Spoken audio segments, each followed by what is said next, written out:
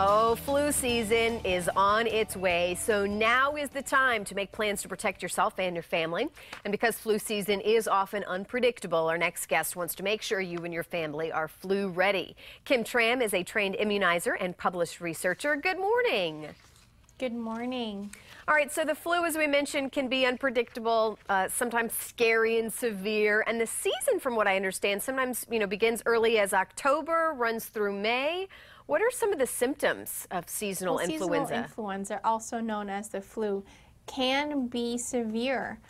Symptoms you want to watch out for are fever, cough, runny nose, stuffy nose, and overall just feeling weak, and you want to stay in bed, and it can last up to 7 days. So there are a lot of people who get vaccinated for the flu while others are hesitant. Why should we get those vaccinations for the flu each year? It is absolutely very important to get vaccinated every year. Most people don't know that every year the flu puts about 200,000 people in the hospital due to flu and flu-related complications, and that even includes 20,000 children under the age of 5. So it is serious. It is important to get that flu shot and get protected and prevent yourself from getting sick. Now, what about when it comes to the kids? Is there a certain age that you need to get vaccinated? What is that? Well, the CDC recommends that everyone over the age of 6 months should get a vaccination. So that's pretty much everybody. And there are options out there for everyone. There are options for elderly patients, pregnant patients, patients with specific allergies. One of the newest ones is a cell-based vaccine for patients with egg allergies. So it's no excuse not to get a flu shot. Okay, so there are different types of flu vaccines. Yes. I think people need to know that. All right, what are some ideas to help prevent the flu that we can do other than vaccinations? I know washing hands goes a long way. Right. The number one way to protect yourself from getting the flu would be the flu shot. In addition, like you said, wash your hands very frequently. Keep hand sanitizer on hand.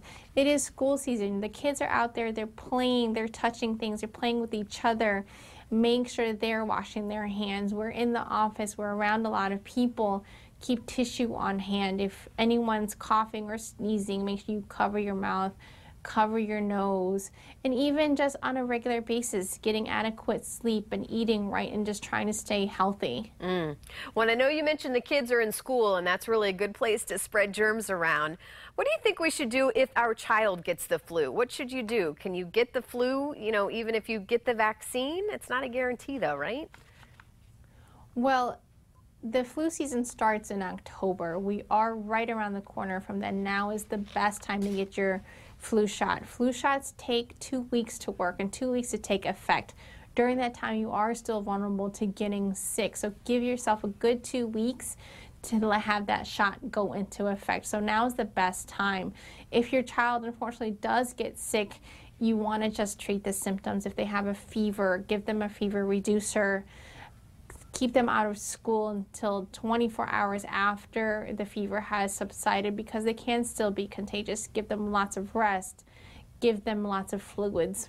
All right. Well, before we let you go, is there a website where we can learn more about the vaccinations and the flu? You can talk to your doctor, talk to your pharmacist, and also go to cdc.gov for more specific information regarding flu and flu shots. All right. Thanks for helping us stay healthy this season. Hopefully, we appreciate it. It was great having you here. Thank you. We, of course, will put more info on our website, fox4morningblend.com.